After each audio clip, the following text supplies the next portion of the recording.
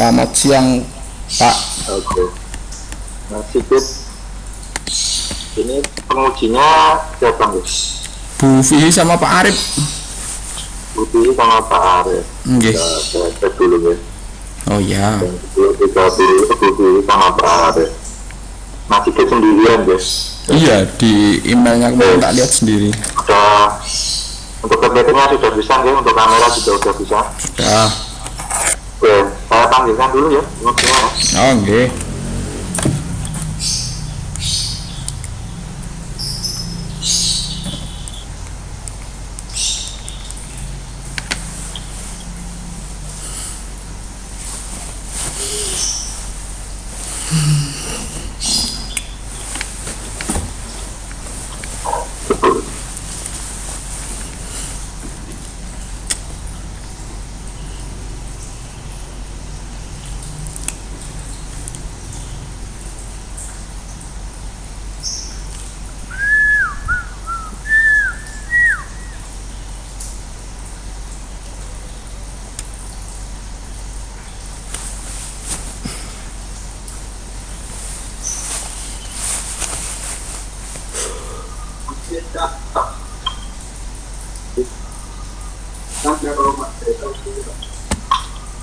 Pengujinya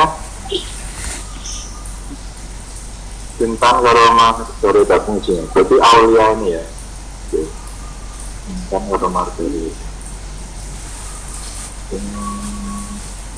Iya siap Pak.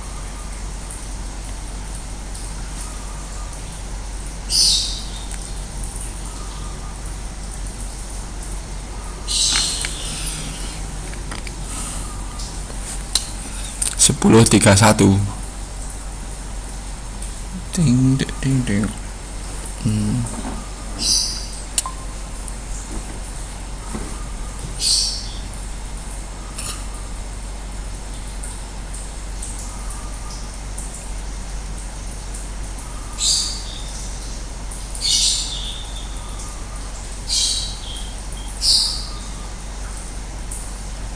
Cek.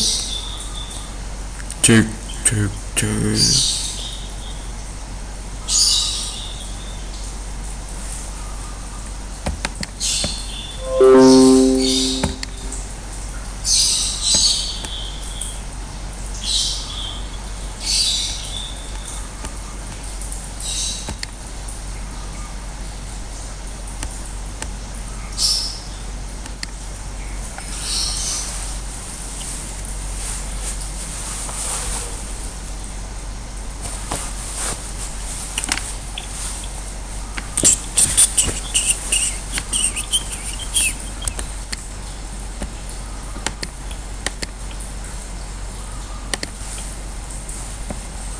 Iku cek cek cek cek cek cek cek.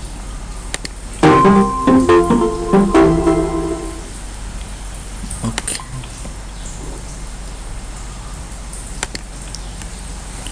Wis, pagi Bu Vihi. Oke, pagi sudah siap ujian pemeriksaan skripsi hari ini? Siap Bu. Oke, sudah kita siapkan slide presentasi sama proposal. Oh, PowerPoint dulu atau proposal Word Bu? Ya, kita PowerPoint dulu, nanti kita baru saja pembahasan proposal. Ini nunggu Pak Arif dulu atau langsung? Iya, nunggu Pak Arif dulu. Pak Arif ini sedang tadi dipersiapkan PowerPoint dan juga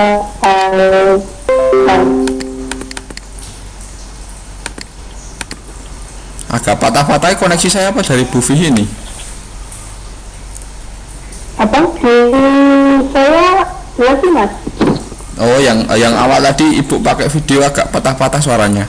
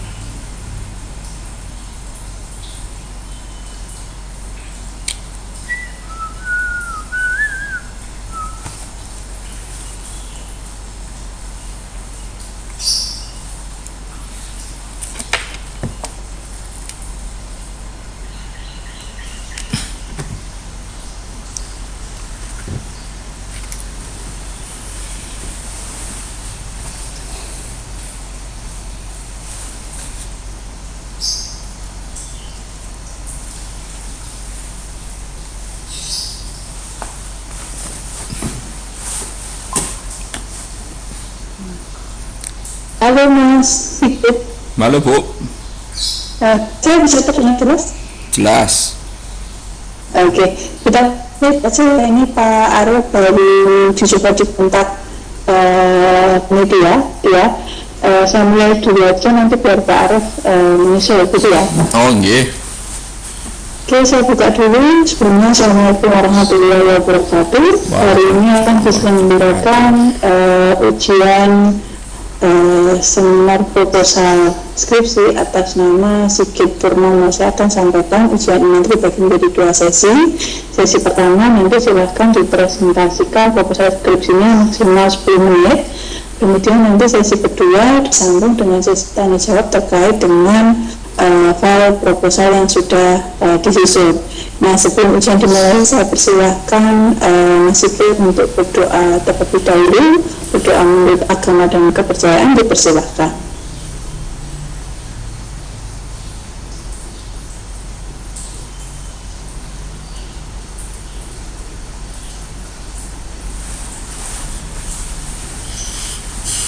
Oke, sudah.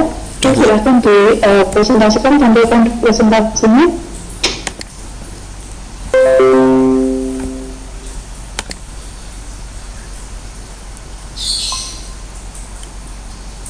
Terlihat Bu.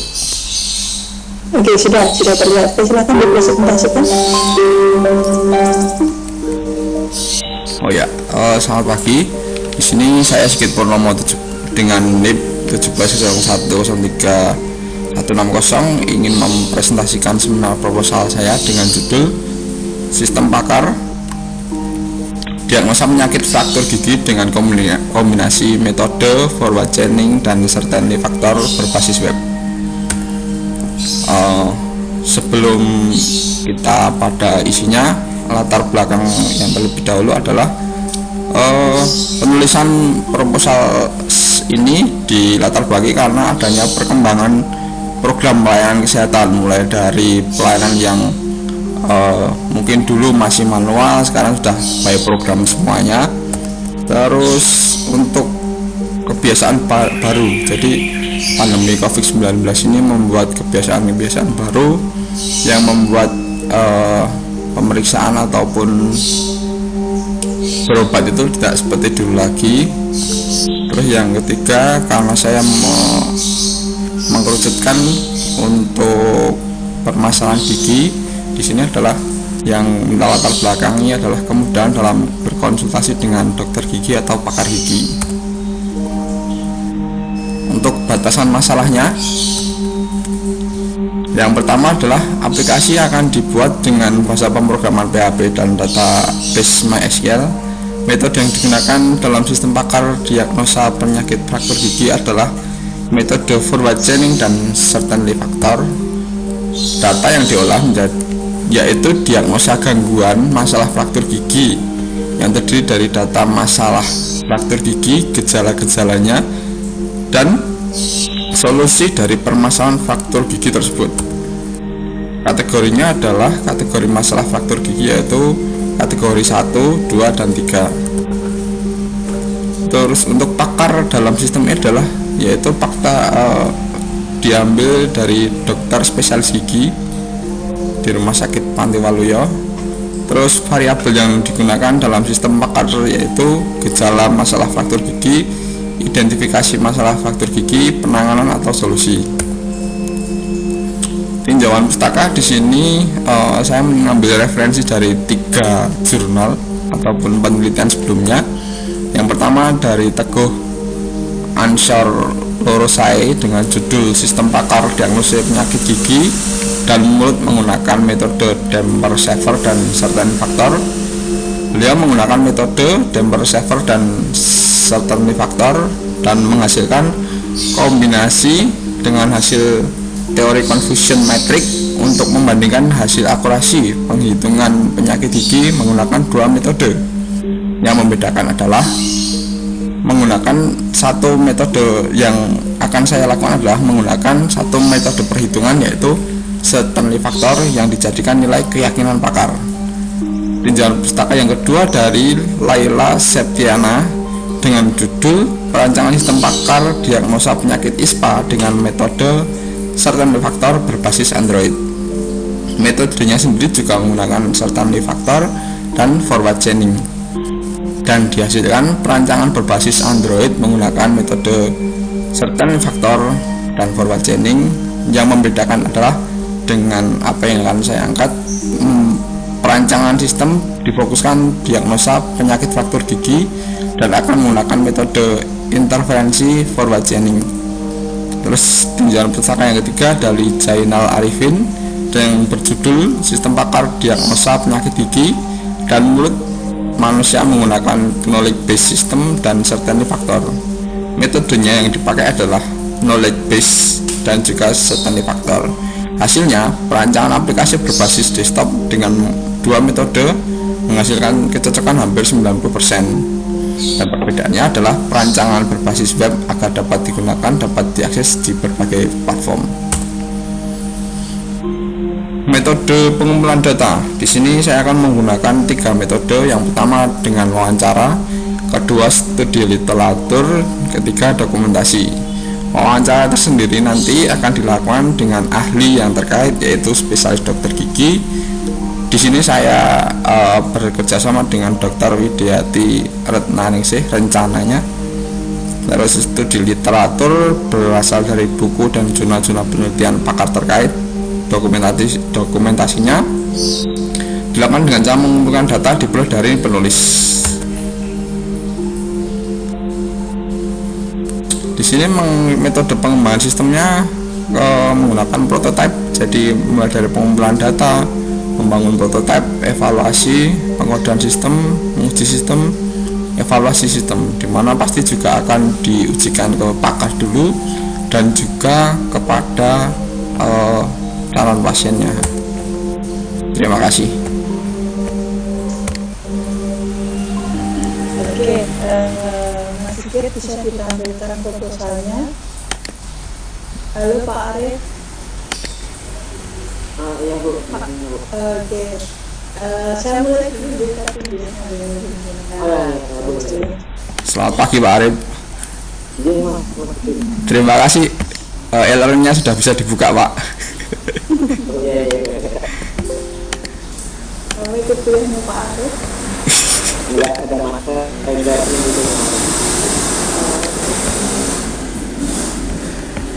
Ini ditampilkan dulu proposalnya Mas Sigit. mau ya Bu. Pas sudah keluar ya Bu. Dan oke, sudah. Ini mengajukan judul skripsi tentang diagnosa penyakit fraktur gigi ya, dengan kombinasi dua metode yaitu forward chaining dan certainty factor. Bisa diturunkan ke latar belakang. Latar belakang sebentar Bu.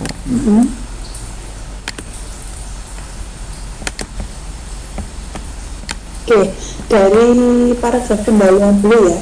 Bahwasanya di situ sudah menyampaikan bahwa pemeriksaan gitu ya, mulai dari pendaftaran, kemudian secara online dia daftar secara online, tidak langsung ke rumah sakit. Ini perlu ditambahkan karena fokusnya adalah untuk sistem pakar itu adalah untuk sistem konsultasi. Nah, lebih baik kalau di sini kaitannya dengan pelayanan ataupun konsultasi secara online. Nah, ini kan baru berupa pendaftaran ya, disampaikan di pendahuluan ya.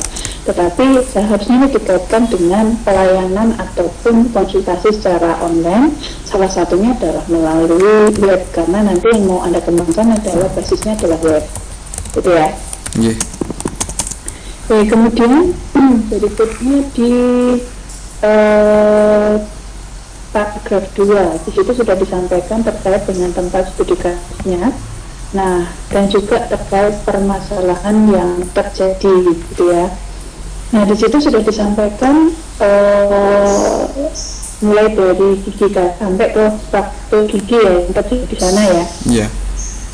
Nah, ada nggak data kaitannya dengan peningkatan pasien atau jumlah pasien yang menderita penyakit fraktur gigi di sana?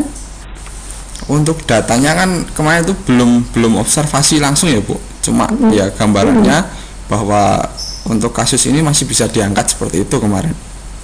Kalau coba nanti karena ini di latar belakang untuk menguatkan ya kenapa sistem pakar ini perlu dibangun, akan lebih baik jika ditambahkan data terkait tadi yang menderita penyakit fraktur gigi. Kalau tidak ada jumlah pastinya gitu ya berapa, paling enggak data itu ada peningkatan enggak gitu ya, misalkan antara tahun kemarin dengan tahun ini. Nah kalau ternyata data ini ada peningkatan, berarti secara otomatis ini akan mendukung untuk dibangun sistem ya. Oke, kemudian di paragraf 3, nah ini balik lagi, jadi strukturnya tidak mengerucut. Kamu bicara kaitannya dengan pandemi ya, kaitannya dengan pandemi, tetapi secara umum.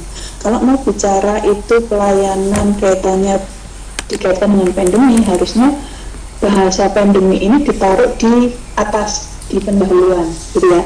Sehingga di paragraf 3 ini fokusnya itu adalah kaitannya dengan permasalahan yang terjadi di tempat studi kasus gitu ya. Jadi bagaimana kalau mau melakukan konsultasi terkait dengan penyakit gigi itu prosesnya seperti apa, butuh waktu berapa lama, kendalanya apa, itu yang harusnya disampaikan di sini, bukan lagi bicara secara umum, karena di sini bicaranya masyarakat secara umum gitu ya. Harusnya yang dibicarakan adalah pasien yang ada di tempat studi kasusnya, meskipun nanti sistem yang kamu bangun itu bisa digunakan tidak hanya di sini, tetapi bisa digunakan ke masyarakat secara umum, karena ini sebagai konsultasi online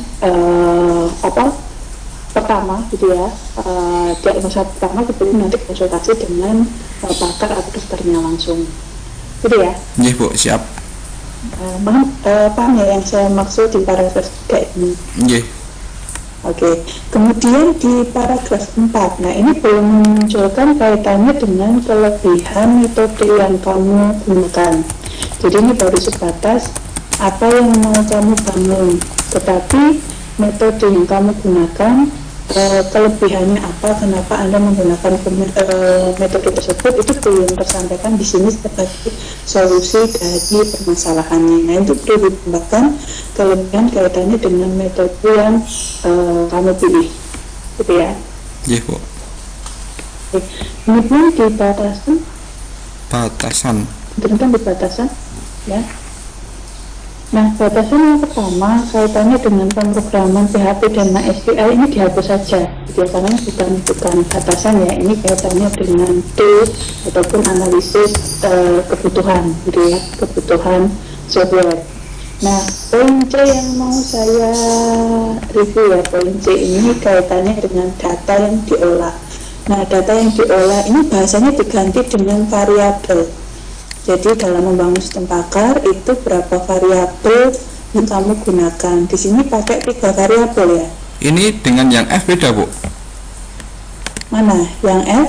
Variabel yang digunakan seperti masalah, ini kalimatnya. Kemudian identifikasi masalah itu apa? Kayak gejala mungkin Bu. Oke. Berarti salah satu aja gitu ya, bukan data tetapi fitur, variabel gitu ya. Jadi misalkan variabelnya apa? 3 variabel yang mau digunakan. Berarti yang ini aja berarti ya Bu. Nah, itu diganti variabel. Jadi variabelnya dari gejala, kemudian penyakit, kemudian solusi. Berarti 3 variabel ya yang Anda gunakan ya. Nah, nantinya sistem ini berapa hak akses yang akan menggunakan? Untuk hak akses mungkin kita pakai 3 Bu. Di mana nanti ada admin, terus pengguna dan pakar. Nah itu akan lebih baik poin variabel tadi di poin C. Nah poin F itu diganti dengan poin hak akses dan fiturnya, karena fiturnya belum terlihat di sini. Ya misalkan tadi admin itu fiturnya bisa ngapain aja, kemudian pakar gitu ya itu bisa ngapain aja ke sistem, kemudian pengguna itu bisa ngapain aja ke sistem, itu belum terlihat di sini, gitu ya. Nah, kemudian di manfaat praktis Mas, di manfaat praktis.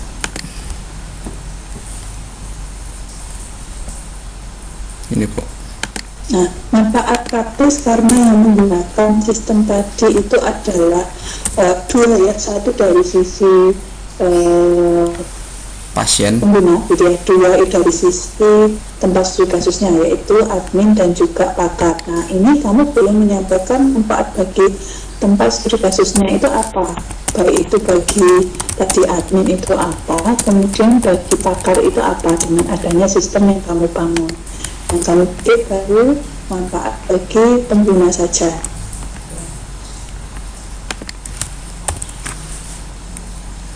Oke, kemudian di landasan, di tinjauan pustaka Mas diturunkan. Nggih. Mas Sigit sudah punya buku panduan skripsi? Saya lupa Ibu. Sudah. Harusnya punya. Oke, nanti cek lagi ya. Kalau nggak punya berarti download di webnya Vkom, di menu download di situ ada panduan skripsi yang terbaru gitu ya. Oke. Nah, tinjauan pustaka itu yang diperbolehkan itu mengambil tinjauan 3 tahun terakhir. Kalau ini penelitian skripsinya masih itu tahun 2021 gitu ya, berarti yang boleh ngambil tinjauan di tahun 2018 ke atas ya. Nah, di sini dua tinjauannya yang bawah itu masih 2016, berarti secara otomatis itu harus diganti. Nggih. Ya, berarti cari yang 2018 ke atas ya. Oke. Siap, Bu. Kemudian di tabel perbedaan di bawah, jadi tidak harus ngambil tinjauannya itu yang dua kombinasi, enggak Mas. Jadi boleh nanti cari jurnal yang dia misalkan sistem bakar yang satu kombinasi, satu metode gitu ya. Satu Boleh metode. ngambil jurnal yang dia pakai dua metode seperti itu. Jadi tidak harus seluruh tinjauannya itu yang kombinasi dua metode, tidak. Nah, di perbedaan saya sampaikan satu ya, misalkan di punyanya Teguh ini kan nggak diganti ya karena tahun 2018. Yeah. Yang dimaksud menggunakan satu metode itu yang tinjauan atau penelitian yang kamu buat. Yang saya buat, maksudnya metode perhitungannya aja Bu, yang sama. Yang beda kan dia di Teguh itu kan dua metode ini di compare untuk menentukan nilai yang paling efisien. Nah, saya itu kalau di yang saya mau angkat itu cuma menggunakan satu metode saja seperti itu. Oke. Nah, ini bahasanya dibedakan.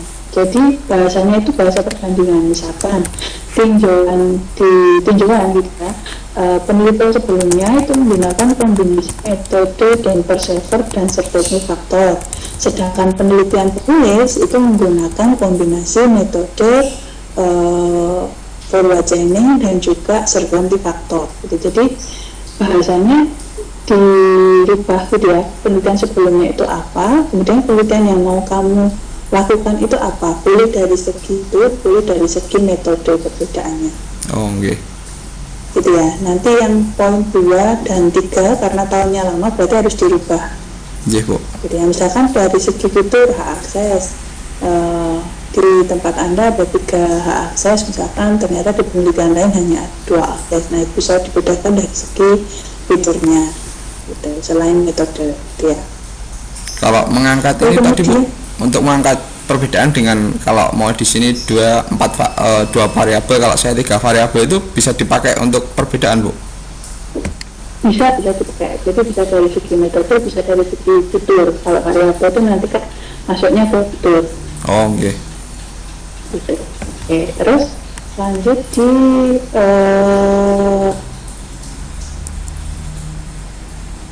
ini di landasan teori, misalkan di situ diturunkan di poin 8.2 di faktor gigi. Oke. Nah, landasan teori yang diperbolehkan itu adalah mengambil 5 tahun terakhir. Berarti kalau ini penelitian tahun 2021, minimal yang Anda ambil itu tahun 2016 ke atas. Nanti dicek landasan teori, kalau masih ada tahun yang 2016 ke bawah, maka harus diganti dengan referensi terbaru yang 2016 ke atas. Oh, oke. Gitu ya. Nanti dicek, saya kasih catatan satu, tapi nanti dicek ke bawah yang tahun-tahunnya masih lama gitu ya. Kemudian ini menggunakan metode prototipe ya, juga diturunkan di metode pengembangan sistem. Sebenarnya tahapan metode prototipenya ini sudah benar, cuman Anda mengambil dari referensi yang lama. Tahun 2014 ini kan nggak boleh. Nah, berarti nanti cek dulu masih good, pakai referensi terbaru yang 2016 ke atas, ada perbedaan nggak tahapannya. Kalau ada perbedaan tahapan, berarti nanti menyesuaikan tahapan prototipe dengan referensi terbaru, gitu ya. Iya, Bu. Oke, kemudian tahapannya yang mau saya ini titik tekankan di pengujian sistem, gitu ya, di pengujian sistem poin 5 dan juga di poin 6 di evaluasi sistem. Di pengujian sistem ini belum disampaikan Anda ini mau pakai metode apa. Kalau yang dimaksud di pengujian sistem ini menguji fiturnya, nah misalkan menggunakan metode black box misalkan, gitu ya. Kemudian di evaluasi sistem, bagaimana cara mengevaluasinya? Anda mau pakai metode apa? Oh, misalkan pakai metode evaluasinya dengan kuesioner kepada pakar dan juga kepada pengguna misalkan. Nah, itu disampaikan bagaimana nanti yang mau Anda lakukan kaitannya dengan pengujian dan evaluasi sistem. Oke, siap, Bu. Oke, kemudian di jenis kegiatan yang tabel, Mas, di tabel ini ya. Nah, ini disesuaikan dengan tahapan, kalau pakainya prototyping berarti disesuaikan dengan tahapan prototyping. Jadi tahap pertama itu bukan survei tetapi sesuai tahapan prototyping. Misalkan tahap prototyping tadi pengumpulan kebutuhan, nah berarti 1 itu pengumpulan kebutuhan. Survei itu sudah include di tahap pengumpulan kebutuhan, kayak gitu ya, sesuai metode prototyping. Karena tadi referensinya lama, nanti cek dulu referensi baru ada perubahan tahapan atau tidak, berarti nanti jadwal ini menyesuaikan tahapan metode pengembangan yang referensi terbaru, gitu ya. Iya, Bu. Lalu kemudian untuk daftar pustaka ini dibuat spasi 1 khusus untuk judul, misalkan untuk Arifin, judulnya kan sistem bakat diagnosa penyakit gigi. Nah, ini khusus untuk judul itu dicetak tebal, judulnya saja. Nah, spasi 1 kemudian khusus untuk judulnya sistem bakat diagnosa penyakit gigi dan mulut menggunakan knowledge base, dan tapi nanti menyesuaikan ya, karena kan ini tadi ada revisi di atas yang tinjauan, gitu ya. Berarti nanti ketika yang atas berubah, daftar pustakanya otomatis berubah. Iya, Bu. Itu masih dari saya. Monggo Pak Arif mau menambahkan. Iya, Bu. Mas, saya cuma dikit aja, Mas. Pertama yang di latar belakang itu kurang menarik sesuai dengan buku tadi, solusi kelebihan solusi belum ada. Jadi kamu bisa ngomongin kelebihan dari metodemu apa, atau dari sisi yang kamu tawarkan itu kan ada masalah, kemudian kamu menawarkan suatu solusi, kelebihannya itu dijelaskan. Nah, yang saya mau tanya, Mas, di sini kamu udah melakukan riset dulu belum? Misalkan udah wawancara dengan dokternya belum? Terkait ini. Sementara kan karena itu dulu adalah tempat kerja saya, Pak. Jadi dokter gigi itu adalah dulu kepala bagian saya cuma bincang-bincang. Jadi yang tidak umum dalam artian untuk penyakit apa yang ada klasifikasinya yang memang banyak terjadi seperti itu. Jadi belum sampai mencari data yang sampai detail. Oke. Ini Mas, saya mau tanya, Mas, tentang penyakit gigi dengan penyakit fraktur gigi itu beda. Apa fraktur gigi itu bagian dari penyakit gigi? Gimana, Mas, apa sih fraktur gigi itu? Fraktur gigi itu ada kayak semacam retak atau mungkin kalau bahasanya gempil, Pak. Jadi dari situ bisa jadi beberapa penyakit ya, berarti diagnosanya nanti. Diagnosanya lebih ke ini, Pak. Jadi tingkat kerusakannya itu ada levelnya. Jadi mungkin levelnya parah, sedang, atau memang tinggi yang perlu ada penanganan khusus di dokternya seperti itu. Oke, soalnya saya barusan browsing jurnal kan, saya baca penelitian terbaru di 2019 tentang penyakit gigi. Fraktur itu termasuk dari nama penyakit di dalam penyakit gigi. Dari misalnya gini, kalau saya baca dari penyakit gigi itu ada 9 penyakit sub-subnya. Iya. Nah, faktor itu ada di bagian itu. Nah, kemudian dari situ faktor itu ada gejala-gejalanya kan. Misalnya gejala ini berarti dia kena penyakit ini. Apa kalau di final itu bayangannya sistemnya mau apa sih mas? Solusi hasilnya itu sudah apa? Misalkan dicek apa nanti maksudnya apa? Penyakit apa gitu? Lebih ke ini Pak. Pakarnya. Nanti tingkat kerusakannya atau sakitnya di fraktur gigi nanti dia di ibaratnya apa nggih? Di level berapa nanti untuk dilakukan penanganannya dari dokternya seperti itu. Oke, soalnya saya nanti tak kasih jurnalnya ini mas. Ini bagus banget. Ini sampai ada nama penyakitnya apa, kemudian gejala-gejalanya. Kemudian dia juga pakai force sama. Kemudian dia ngasih aturan, oh jika ini berarti penyakit ini gitu.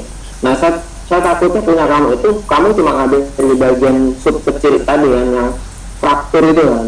Iya. Ini aja saya lihat penyakit giginya aja aturannya dikit gitu loh. Jadi membuat sebuah aturan dikit. Tapi kalau kamu cuma ambil sub di bagian fraktur aja, otomatis semakin kecil kan sub row-nya itu loh. Jika apa-apa, paham nggak maksud saya? Iya Pak. Untuk diagnosa awalnya ya. Ini tabel penyakit gigi keseluruhan aja dia cuma buat aturan itu 20 aturan. Jika ini maka ini, jika ini maka ini. Forward kan kayak gitu kan, aturan juga aturan. Nah kamu cuma ngambil satu di sub penyakitnya di faktornya. Itu nanti takutnya ini gini, aplikasimu kamu basisnya bagus. Tapi aturan itu tuh gini. Ketika kamu buat orang jika apa-apa itu kita bayangkan aja bisa. Misalkan saya bayangkan, saya nggak usah pakai aturannya cuma misalkan 53 jika ini maka ini, jika ini maka ini. Udah ketemu 3 itu, otomatis kan nggak usah pakai aturan yang ribet-ribet lah, pakai aplikasi karena aturannya dikit gitu. Berbasis aturan. Tapi nggak tahu mas, saya juga belum membaca lebih dalam lagi faktor itu. Mungkin bisa misalkan dari kamu konsultasi dengan dokter itu faktor itu bisa dipecah-pecah lagi, buat aturan itu bagus. Intinya gini. Jangan membuat sebuah aplikasi kalau aturannya itu cuma buat koreksi aturannya sederhana, bisa kita bayangkan gitu. Pasien itu bisa membayangkan kali jalan misalnya cuma if berapa gitu, otomatis nggak usah dibuat aplikasi yang bagus-bagus gitu. Maksudnya buat apa dibuat aplikasi kalau cuma aturannya sederhana gitu. Yeah. Nah itu dia, kamu mungkin bisa memperdalam faktor itu di misalkan dari jurnal lagi. Kamu nggak harus langsung ke dokter dulu, dokter pasti juga ada yang meneliti di situ faktor itu seperti apa. Misalkan di dalamnya ada aturannya, kamu bisa pakai aturan itu tapi juga dikonsultasikan ke dokter. Aturan ini misalkan kayak gini itu bisa dari jurnal kayak gini, kayak misalkan saya cari jurnal tentang penyakit gigi, saya dapat langsung malah itu dia faktor itu di dalamnya. Kemudian dibuat aturannya ini banyak. Nah mikir bayangan saya itu kalau punya ini cuma ambil kecil itu, nanti aturannya berarti dikit. Buat apa kita buat aplikasi yang bagus tapi aturannya itu sederhana gitu loh. Polanya itu if then-nya cuma dikit, if jika ini maka ini juga ini. Nah, itu dia yang membuat kurang bagusnya nanti di sistem kamu. Tapi kita mau kasih lagi mungkin bisa misalkan faktor itu lebih didetailkan lagi, itu lebih bagus. Maaf bagus itu kalau kamu bisa mengambil satu bagian dari penyakit tapi bisa lebih akurat. Nah itu lebih bagus. Nah itu nanti tak kasih jurnalnya mas, coba mau baca-baca cara membuat tabel aturan itu gimana, itu nanti ya. Dari saya kita aja Bu Lucy. Terima kasih Pak Arif. Oke, terima kasih Pak Arif. Saya menengahi ya tadi apa yang sudah disampaikan oleh Pak Arif itu ya. Memang ini mengambil judulnya khusus Pak Arif karena kalau sistem pakar secara umum penyakit gigi ini sudah banyak sekali, sedangkan judul skripsi ini kan nggak boleh plagiat dari yang ada. Dari yang dikatakan Pak Arif tadi Mas Sigit, bahwasanya nanti mungkin bisa digali lagi, akan lebih baik ketika ini khusus tetapi detail. Mungkin karena tadi kan baru konsultasi awal belum menggali detail, ternyata penyakit fraktur itu ada berapa kategori. Nah mungkin seperti sarannya Pak Arif tadi digali lebih detail lagi untuk aturan-aturannya, sehingga ini nanti bisa mengerucut bahwasanya fokus sistem pakar Anda ini lebih ke arah khusus. Itu nih Pak Arif. Ya Bu, benar Bu. Jadi benar. Jadi diperdalam lagi. Kamu ngambil salah satu sub di penyakit gigi karena emang tadi saya gigi udah banyak jurnalnya. Saya mikirnya tetap mungkin kamu ngambil keterbaruannya perbedaan itu di gabungan dua metode atau sama kamu lebih mendalam lagi di satu masalah itu. Nah, itu lebih bagus sih sebenarnya. Tapi kamu harus belajar lebih, berarti kamu akan lebih mencari pengetahuan yang baru dari role itu, karena belum jarang yang meneliti di situ. Tapi bagus sekali itu bisa kamu kerjakan. Ya, terima kasih Pak. Oke, gitu ya. Masih ketemu Pak Arif berita acaranya.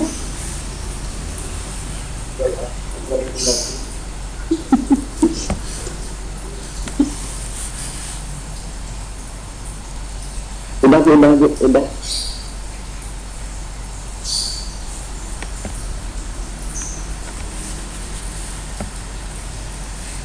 Oke, Mas Cica akan sampaikan hasil ujian seminar proposal hari ini.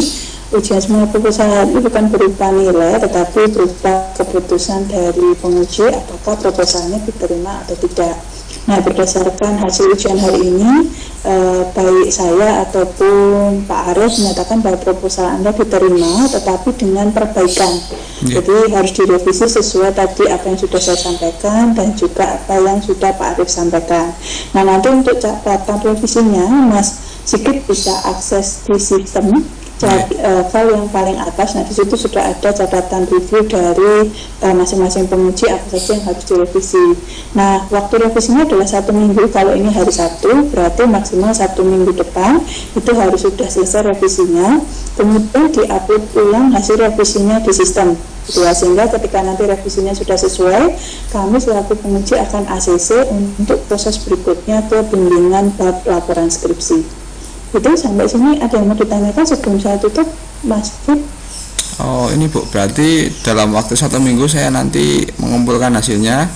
Kalau seumpamanya masih ada yang belum, berarti kan mungkin ini saya kerjakan 2-3 hari tak kirim. Apakah 1 minggu itu waktu untuk perbaikan atau sekali perbaikan saja Bu?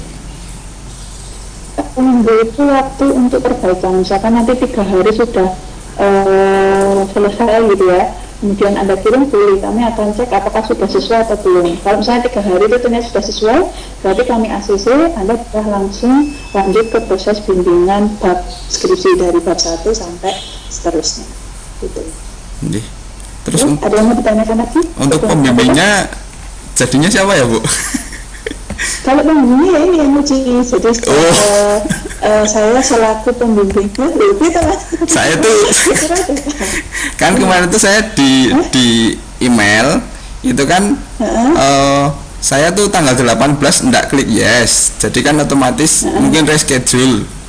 Nah begitu 27 ini saya yes, kemarin Kamis kan muncul Bu Vi sama Pak Arif ini, saya kira ini cuma penguji proposal. Ternyata lanjut sampai itu loh. Jadi penguji proposal itu nanti akan menjadi pembimbing Anda berikutnya di skripsi. Sehingga di sini saya selaku pembimbing 1, kemudian Pak Arif selaku pembimbing 2. Oh, nggih. Terima kasih Bu. Ada yang mau ditanyakan lagi? Sampun Bu. Cukup. Kalau nggak ada, saya tutup ujian seminar proposal skripsi hari ini. Terima kasih Pak Arif atas kehadirannya. Mungkin Pak Arif hari ini lagi nggak enak badan ya, tetapi meluangkan waktunya untuk uji Mas. Iya. Tapi harus sehat-sehat Pak Arif. Habis minum obat katanya kan. Pak Arif, semoga lekas sembuh Pak Arif. Ya. Lalu saya tutup ujian proposal skripsi hari ini. Wassalamualaikum warahmatullahi wabarakatuh. Waalaikumsalam warahmatullahi wabarakatuh. Terima kasih Bu Vi, terima kasih Pak Arif. Oke, sampai